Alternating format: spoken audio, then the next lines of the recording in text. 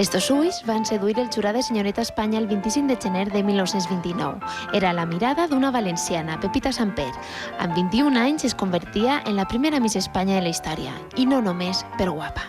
Súper inteligente, porque tenía su carrera de piano y su carrera de perito mercantil en aquella época, que era antes del año 29, claro, cuando ella estudió, y para mí ha sido pues mi segunda madre. Amb este vestit es va presentar al concurs nacional i uns mesos després al títol de Senyoreta Europa que se celebrava a París. Tots allà la veien guanyadora. Dicen las anécdotas en los periódicos de la época que en todas partes se cantaba el Valencia y se tocaba hasta en los music hall.